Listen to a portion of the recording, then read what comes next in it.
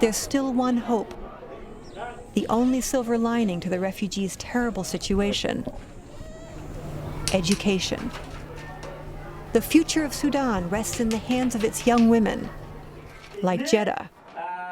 She's 17 years old and one of the best students in her class in the refugee camp. She's smart and studies hard.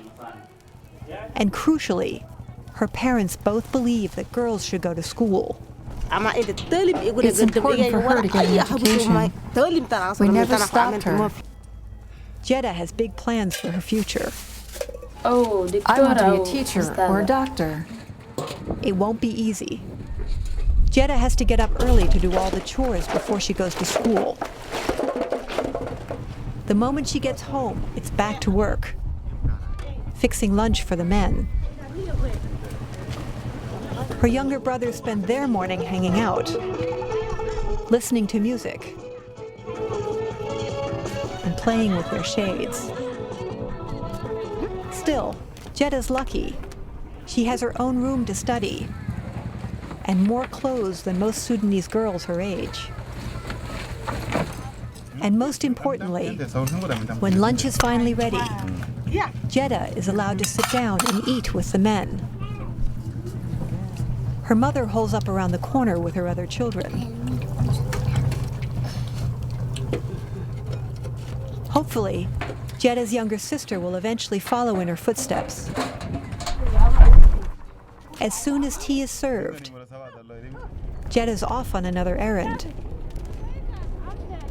For Jeda, those classes are more than just factual information. They're changing the way she sees the world. Jeda now wants a husband who knows how to read and write.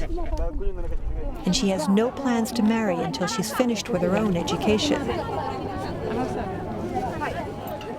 She works hard to talk her friends and neighbors into sending their girls to school as well. If she's not learning, I say to her, please learn. Jeda is a catalyst for change.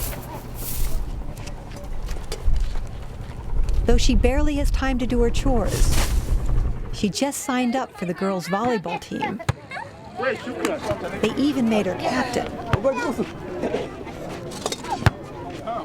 In a culture that discourages any kind of sport for girls, just showing up at practice takes enormous courage. The men make a point of standing around and glaring silently at the players. Chris, their coach, works for one of the humanitarian organizations. When the traditional training methods fail completely, he comes up with innovative ways to teach the necessary skills. Tell them if they have to jump the way they jump when we are dancing Masalit dances. I'm sure. No, tell them how they dance when it comes to Masalit.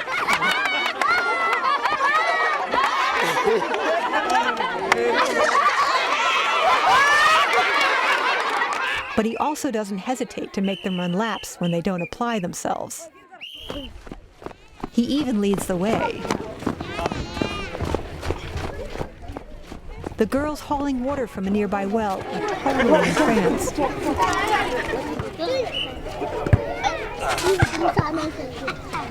Even the boys can't help but be impressed. Jeda's team is actually quite awful.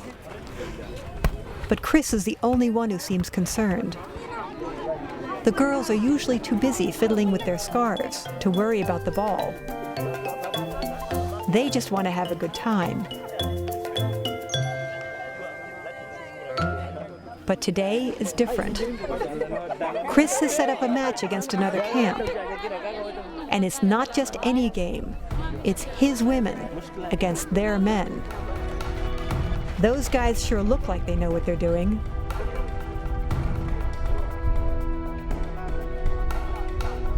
Chris has a clear agenda. Tell them this is my team and it has to win.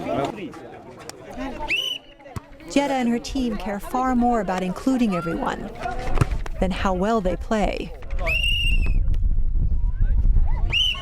Let's get serious. And the game is on.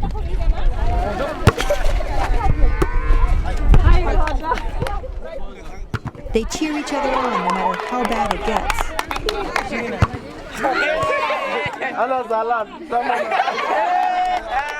Chris is getting more and more upset. Tell them I want to see some seriousness, especially the girls.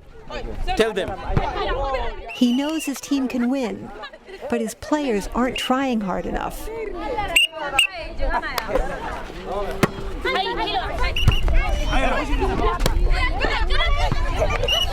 Finally, he can't help himself.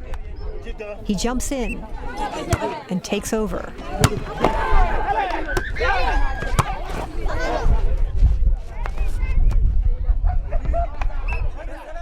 The girls catch his mood, and their attitudes turn sour.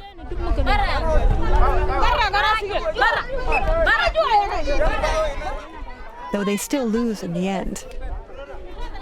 The men are mostly just bewildered by what happened. Both teams quickly patch things up and go off to celebrate together.